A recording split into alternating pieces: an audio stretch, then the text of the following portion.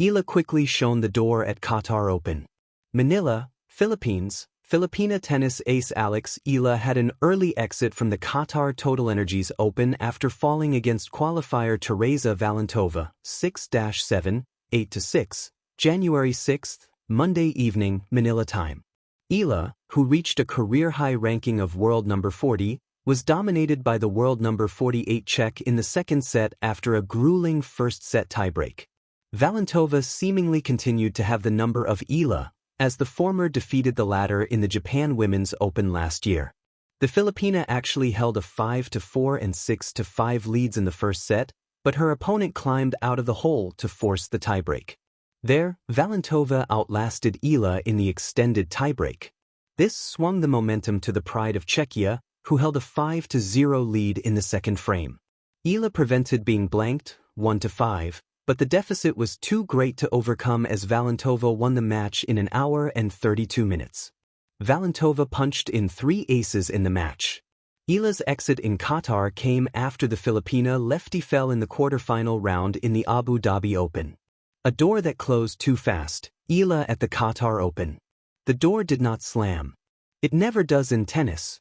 It closed softly, almost politely, the way tournament exits always do, through a handshake, a clipped smile, and the quiet ritual of packing bags that were meant to stay unpacked longer.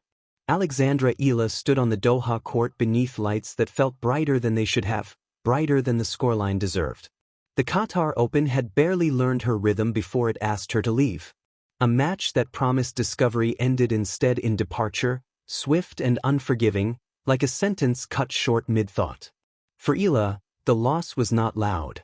There was no dramatic collapse, no racket shattered in frustration. It was worse than that. It was efficient, ruthless.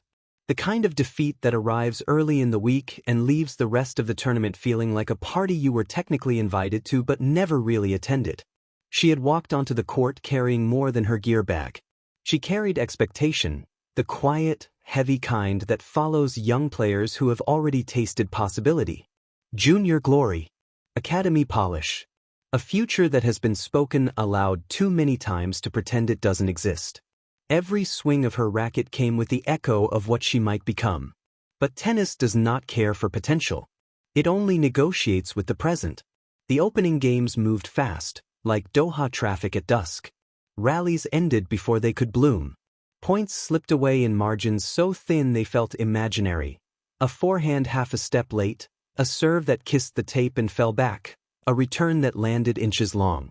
The scoreboard did not explain the match, it merely recorded the damage.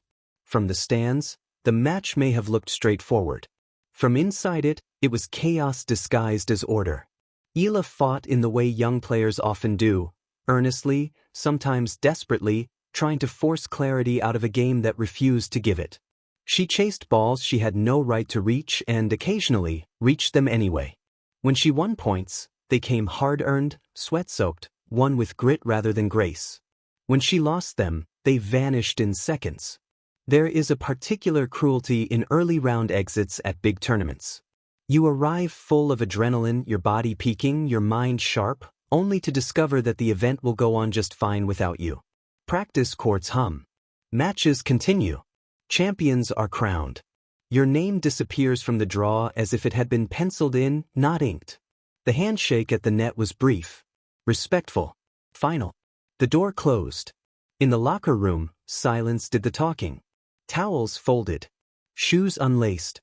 The ritual of recovery began immediately, as if moving forward fast enough might undo what had just happened.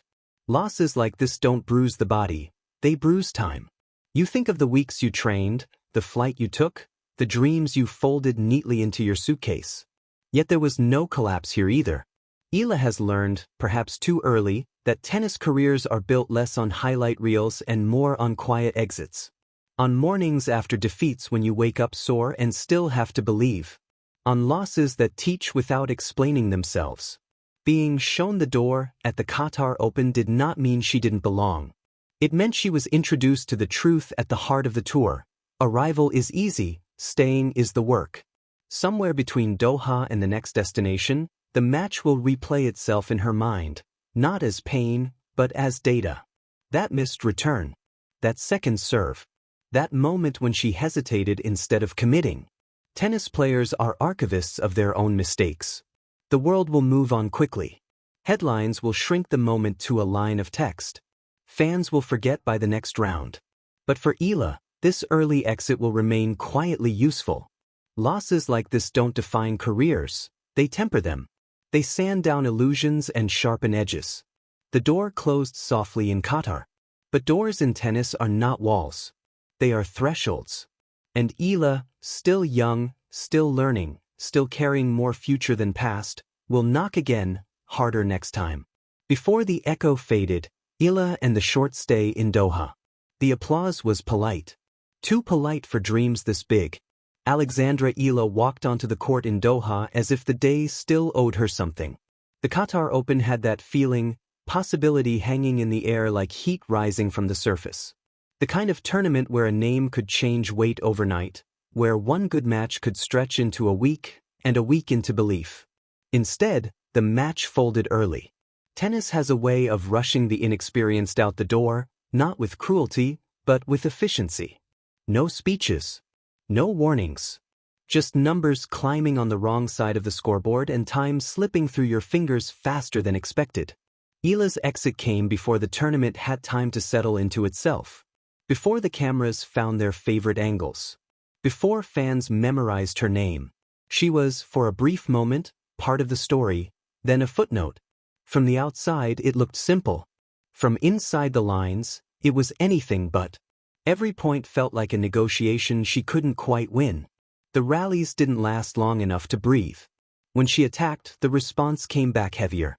When she defended, the court seemed wider than it had in warm-up. Doha's hard court showed no mercy. It reflected everything: pace, nerves, hesitation, back at her. This is the kind of match that teaches you how fast the professional game really moves. Eala tried to slow it down.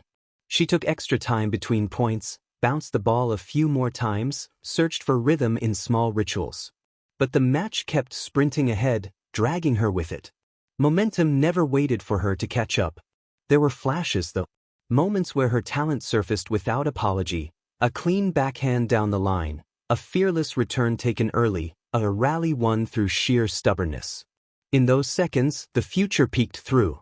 Then it disappeared again, swallowed by experience, timing, and the quiet authority of someone more settled in this world. Losses like this don't explode. They dissolve. One game you're still in it. The next you're not. And suddenly the final point arrives without ceremony, landing softly, almost kindly on the baseline. Match over. The handshake came. Respect passed between rackets. The crowd clapped, already preparing to move on. The tournament, vast and indifferent, continued breathing. Being shown the door, at a major,